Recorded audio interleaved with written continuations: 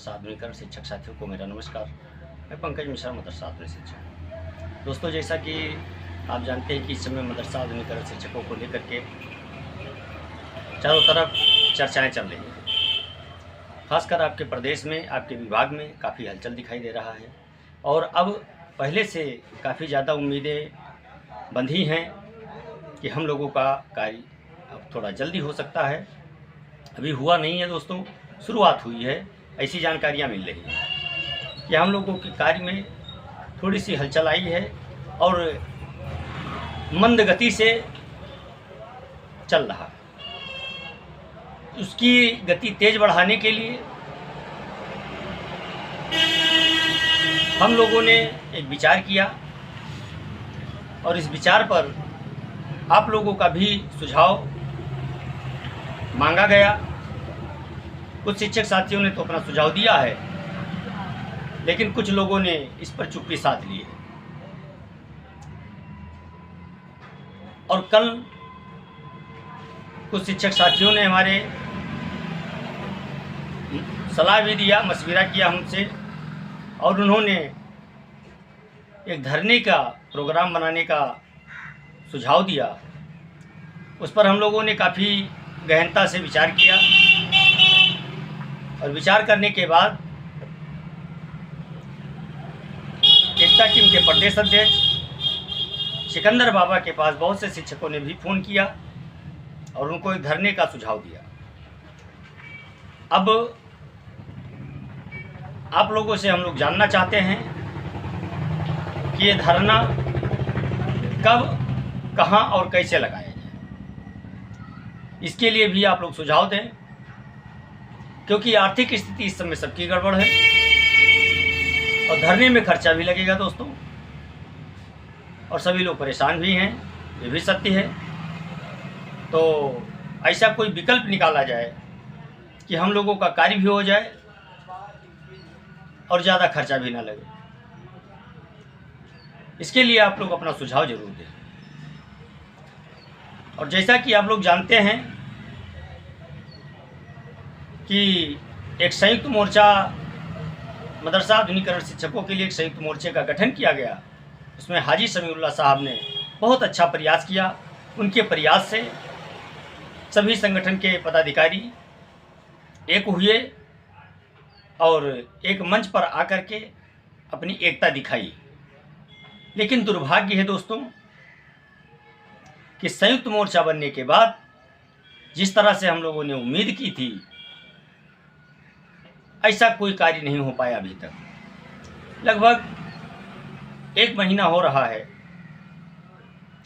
लेकिन अभी तक कोई रिजल्ट नहीं मिल पाया और न कोई हाजी समीउल्लाह के 4-5 सदस्यीय टीम को छोड़ करके बाकी किसी संगठन के कार्यकर्ता या पदाधिकारी कहीं नहीं गए और न कुछ किया। तो दोस्तों, संयुक्त मोर्चा इसलिए बना था कि संयुक्त मोर्चा के बैनर तले मदरसा आधुनिकरण शिक्षकों की समस्या का समाधान निकालने के लिए सभी लोग इकट्ठा होंगे। लेकिन ऐसा ना हो पाया, ये हम लोग अपना दुर्भाग्य समझें या शीर्ष संगठन के पदाधिकारियों की राजनीति समझें या उनकी ईगो समझा जाए, क्या समझा जाए, जो कुछ भी समझा जाए।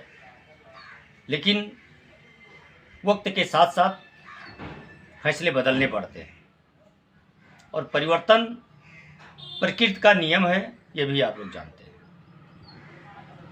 जब आपस में परिवार इकट्ठा हो और जब परिवार में खटखट बाज जाए तो अलग होना ही एक बेहतर विकल्प होता है। तो इसलिए आप लोगों से मशविरा मांगा गया है, सलाह मांगा गया है कि क्या संयुक्त मोर्चा जो बना उससे हट करके एकता की टीम आप लोगों के लिए संघर्ष जारी रखे या एकता टीम के ऐलान का इंतज़ार करें, संयुक्त मोर्चा टीम के ऐलान का इंतज़ार करें। अब फैसला आप लोगों के हाथों में है। आप लोग जैसा सुझाव देंगे हम लोग वैसा कार्य करेंगे। लेकिन एकता टीम के प्रदेश अध्यक्ष सिकंदर बाबा संघर्षों के लिए जाने जाते हैं, उनके जाबाज सिपाही संघर्षों के लिए जाने जाते हैं। इसरार अहमद इदरीसी साहब अपने स्वास्थ्य का ख्याल न रखते हुए भी उन्होंने मदरसा आधुनिकीकरण शिक्षकों की समस्या को उठाने का एक भी मौका उन्होंने अपने हाथ से नहीं जाने दिया। और आप लोगों के लिए खुशखबरी भी है, वो भी बताऊंगा। लेकिन एक ज़रूरी सूचना और है मेरे पास, जो अभी अभी कल ही घटित हुई है हमारे जनपद श्रावस्ती में। इकौना तहसील के जस्ट बगल में ही एक अवैध तरीके से सालों से एक मदरसा संचालित किया जा रहा था। उस मदरसे में ना तो बैठने की पूरी व्यवस्था थी और न उसमें पढ़ाने का संसाधन। केवल एक ही परिवार के 3 सदस्य उस मदरसे में कार्यरत थे। ऐसे मदरसों की वजह से आज जो मदरसे हर प्रकार के मानक को पूरा करते हैं वो बदनाम है। न उनका रजिस्ट्रेशन मौके पर मिला, न उनकी मान्यता मिली, न उनके मेंटेनेंस का कोई कागजात मिल पाया, न उनका कोई रजिस्टर मिल पाया। आवासीय विद्यालय था दोस्तों, इसमें बच्चियों को शिक्षा दी जाती थी। इसमें 80 से 100 बच्चियों को लगभग बताया गया कि इसमें अध्ययन कार्य कर रही हैं। मौके पर 60 बताया गया, लेकिन जब जांच की गई तो 50 बच्चियां बरामद हुई और उन बच्चियों को उनके अभिभावक के साथ सकुशल उनको घर भेज दिया गया और उस मदरसे को सील कर दिया गया है। तो दोस्तों, मैं बताना चाहता हूं, आप लोगों से एक निवेदन करना चाहता हूं कि आप मदरसा चलाएं तो उसके सभी मानक को पूरा करें, और अगर आप मानक को पूरा नहीं करते हैं तो आप ना तो प्राइवेट स्कूल चलाएं और ना ऐसे मदरसे, ऐसे गुरुकुल की स्थापना करें जो मानक न पूरा करता हो। दोस्तों, जो उसमें वीडियो दिखाया गया है, उस वीडियो को देख करके तो ऐसा लग रहा है कि उसमें बच्चे पढ़ने लायक तो मदरसा नहीं दिख रहा है। केवल अगर दिख रहा है तो जैसे जहाँ पे जानवर बांधे जाते हैं उस तरह से वो दिखाया गया है। दोस्तों, उसका वीडियो भी हमारे पास है, हम आप लोगों को उस यूपी के श्रावस्ती में इकौना तहसील के सामने ही चल रहा था मानक विहीन आवासीय मदरसा। 50 छात्राएं यहां मिली, सभी को सुरक्षित उनके अभिभावक को बुलाकर भेजा गया उनके घर। श्रावस्ती जनपद के इकौना तहसील के पास चल रहा था अवैध मदरसा। पिछले कई सालों से था संचालित। जिलाधिकारी के निर्देश पर उप जिलाधिकारी इकौना ओम प्रकाश की अध्यक्षता में खंड शिक्षा अधिकारी फूलचंद मौर्य, खंड विकास अधिकारी प्रतिनिधि महेश सोनी व इकौना पुलिस की मौजूदगी में यहां पर छापेमारी की गई। इस दौरान यहां पर लगभग 50 छात्राएं मिलीं जो अध्ययनरत थीं। आपको बता दें, यह नरकीय जीवन जीने को विवश थीं। आखिरकार उत्तर प्रदेश के श्रावस्ती जनपद के इकौना तहसील के सामने ही कैसे मानक विहीन मदरसा चलाया जा रहा था जो पिछले कई सालों से संचालित था। अल्पसंख्यक कल्याण अधिकारी इसके जिम्मेदार होते हैं क्या? अल्पसंख्यक कल्याण अधिकारी की भी मिली भगत थी, जिसके चलते यह गोरख धंधा पिछले कई सालों से संचालित हो रहा था। श्रावस्ती जनपद के इकौना तहसील के सामने का यह पूरा मामला है, जहां पर यह मदरसा जो आवासीय था, दिन रात यहाँ पर छात्राएं रहती थीं। भारी संख्या में यहाँ पर छात्राओं की मौजूदगी थी, जबकि उनके रहने सहने के लिए कोई समुचित व्यवस्था नहीं थी। जामिया कादरिया बरकतिया लिव बनात मदरसा ये बताया जा रहा है, जहाँ पर 74 बच्चों का नामांकन था और 60 बच्चे उपस्थित बताए गए। लेकिन जब टीम पहुँची तो यहाँ पर 50 बच्चे मिले, जिनका नाम पता नोट करते हुए उन्हें उनके गार्जियन को बुलाकर उनके सुपुर्द किया गया इस दौरान उप जिलाधिकारी इकौना ने आए हुए उनके अभिभावकों को निर्देशित किया कि उन्हें सुरक्षित अपने घर ले जाएं और सही स्थान पर उनकी शिक्षा दीक्षा कराएं। यह किचन है। इस किचन में लगभग 70 लोगों का 80 लोगों का खाना बनता था। किस प्रकार से यहाँ पर गंदगी व्याप्त है। एक छोटे छोटे कमरे में 10 से 15 छात्राओं को रखा जाता था। नरकीय जीवन जिसे आप कह सकते हैं। यहाँ 10 मिनट भी रुकना मुनासिब नहीं होगा। ऐसे में एक एक कमरे में 10-10, 15-15 संदूक मिले जिनमें बच्चों की मौजूदगी रहती थी। लाइट चले जाने के बाद यहाँ पर कोई दूसरा वैकल्पिक व्यवस्था भी नहीं था। अंधियाले भरे इस कमरे में किसी प्रकार से बच्चे अपना जीवन गुजार रहे थे। बताया जा रहा है 1000 रुपये प्रतिमाह एक छात्रा से शुल्क भी लिया जाता था। यहाँ पर पति पत्नी व उनके बच्चे ही इस पूरे मदरसे को संचालित कर रहे थे। पिछले 4-5 साल से ये मदरसा यहाँ पर संचालित है, लेकिन प्रशासन को इसकी भनक तक नहीं थी। जब उप जिलाधिकारी इकौना की नज़र पड़ी तो देवदूत बनकर पहुँचे और यहाँ से छात्राओं को मुक्त कराया, उनके घर तक भिजवाया। गैर मान्यता प्राप्त मदरसा या विद्यालय के संबंध में कार्रवाई के लिए जिलाधिकारी महोदय से निर्देश प्राप्त होने के बाद आज सुबह से ये कार्रवाई की जा रही है। एक कस्बा इकौना में जामिया कादरिया बरकतिया ये मदरसा जो है गैर कानूनी रूप से चलाया जा रहा है, गैर मान्यता प्राप्त है। ये आवासीय मदरसा के रूप में यहाँ 60 बच्चे बताए गए, जिसमें से 50 बच्चे मौके पर मौजूद मिले। कोई भी मान्यता नहीं होने के कारण इसमें भी सील करने की कार्रवाई की जाएगी। सर, जो बच्चे मिले हैं इन्हें क्या निर्देश दिया गया और सुरक्षित इनके घर पर पहुंचाया गया? जी, बच्चों के गार्जियन से बात करके उन्हें बुलवा करके उनकी सुपुर्दगी में उन्हें सुरक्षित घर पहुँचवा दिया। ये मदरसा किस भाग से संचालित है श्रीमान जी? कि इसमें आता है, दायरे में आता है। अल्पसंख्यक कल्याण बोर्ड के कोई अधिकारी यहाँ पर मौजूद नहीं है क्या? उनके देखरेख में चल रहा था क्या? अल्पसंख्यक कल्याण अधिकारी देवेंद्र राम जी हैं, उनसे वार्ता हुई है हमारी। उन्हें हमने सूचित कर दिया है। कल भी हमने उन्हें बताया था, कल वो आए थे। अब इसके संबंध में उन्होंने क्या कार्रवाई की वो बता सकेंगे। बताइए। इसके तो माँ नहीं है। नहीं, इसकी माँ नहीं, अपने नानी के यहाँ रहती है। इसके मामू, इसके नाना ये लोग पढ़ाते हैं।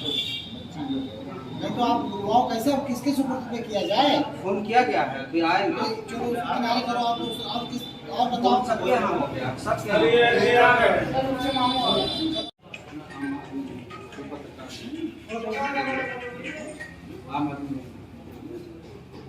कोई यही मैं लगा दूंगा कि तुम बच्चों का दोष ये कर रही हो। गुस्सा चल रहा है। कहाँ से जाने वाली है?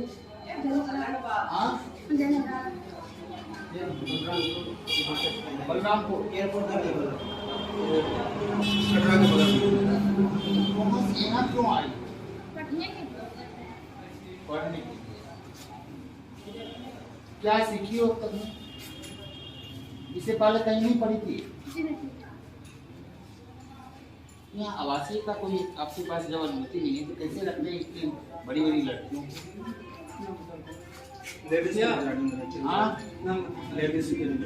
अरे किसकी अनुमति से रख रहे हैं? कौन लेडीज है? कहाँ है? सबको बुलाइए, सबके सामने।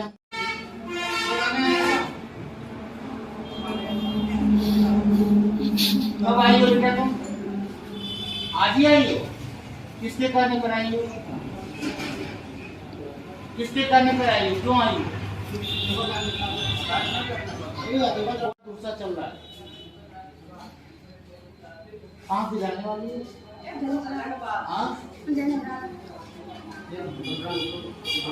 बलरामपुर एयरपोर्ट यहाँ क्यों आई? पढ़ने की। क्या सीखी हो तुमने? इससे पहले कहीं नहीं पढ़ी थी? यहाँ आवासीय का कोई आपके पास जब अनुमति नहीं है तो कैसे लगते हैं इतनी बड़ी बड़ी लड़कियों को? हाँ? अरे किसकी अनुमति ये रख रहे हैं? कौन लेडीज है? कहाँ है? सबको बुलाइए, सबके सामने। यह मदरसा चलाने वाले मोहम्मद हसन कादरी पुत्र हबीबुल्ला निवासी उदयपुर पोस्ट बदलपुर थाना महाराजगंज तराई तुलसीपुर बलरामपुर के निवासी निकले, जिनकी पत्नी व अन्य लोगों के द्वारा ये मदरसा संचालित किया जा रहा था और यहाँ पर यह मदरसा पूरी तरह से मानक विहीन पाया गया। यहाँ पर 60 बच्चों को कैसे रखा गया, यह सोचने वाली बात है। अगर आप इस कमरे तक पहुँचेंगे तो आप भी हैरत में पड़ जाएंगे कि आखिरकार जिन अभिभावकों ने अपने बच्चों को शिक्षा के लिए छोड़ा था उनका भविष्य ऐसे में कैसे गुजरेगा। साथ ही यहाँ पर भीषण गंदगी व्याप्त थी। अंधेरे कमरों में बच्चों को रखा जाता था। जब उपजिलाधिकारी को इसकी भनक लगी तो उन्होंने अल्पसंख्यक कल्याण अधिकारी को निर्देशित किया, लेकिन कोई कार्रवाई नहीं हुई। ऐसे में आज वो स्वयं मौके पर पहुंचे। इस दौरान इकौना पुलिस, ABS तथा खंड विकास अधिकारी के प्रतिनिधि महेश सोनी इस छापेमारी टीम में मौजूद रहे, जिनकी मौजूदगी में यहां से बालिकाओं को निकालकर उनके घर सुरक्षित पहुंचाया गया।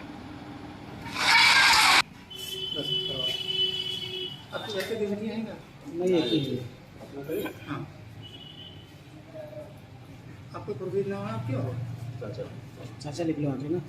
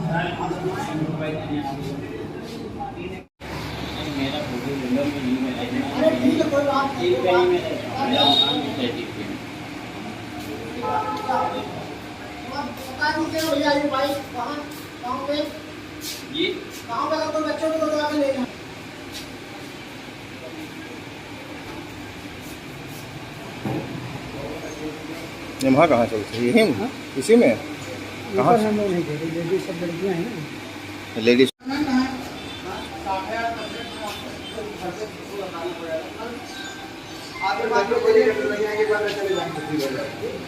अभी तो ठीक हो जाएगा, जो नहीं आए हैं अपने आप आएंगे, चले जाएंगे, तुम भी चले जाना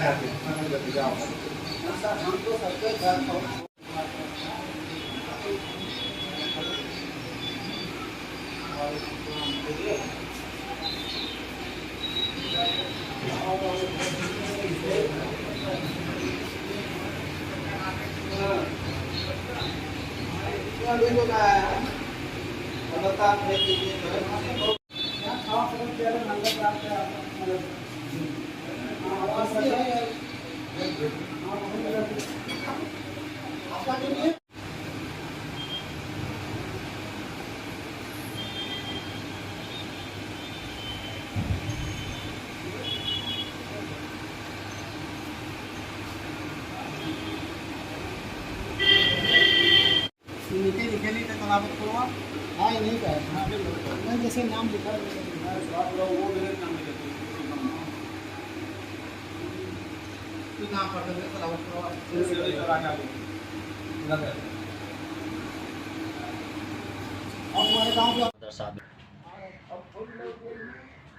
इस वीडियो को देखकर ऐसा लगता है कि ये मदरसा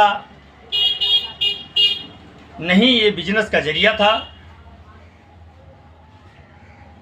लेकिन मैं उस पर बहुत कुछ नहीं बोलना चाहता हूं। मैं अपने टॉपिक पे आता हूं। दोस्तों, हम लोगों का कार्य तेजी के साथ आगे बढ़ रहा है और उसमें गति लाने के लिए एक धरने का आयोजन करना बहुत आवश्यक है इस समय। और मेरा विचार बन रहा है कि शिक्षक दिवस के दिन से ही हम लोग अपना धरना स्टार्ट करें। लेकिन आप लोगों का विचार जानना बहुत ज़रूरी है, क्योंकि सर्वसम्मति के साथ ये फैसला लिया जाएगा। इसलिए आप लोग ज़रूर बताएं कि ये फैसला कैसा रहेगा। जब आप लोग इसको बताएंगे उस हिसाब से हम लोग आगे कार्य करेंगे। फिर नए अपडेट के साथ आपके सामने फिर उपस्थित होऊंगा। तब तक के लिए नमस्कार, जय हिंद, जय भारत, भारत माता की जय।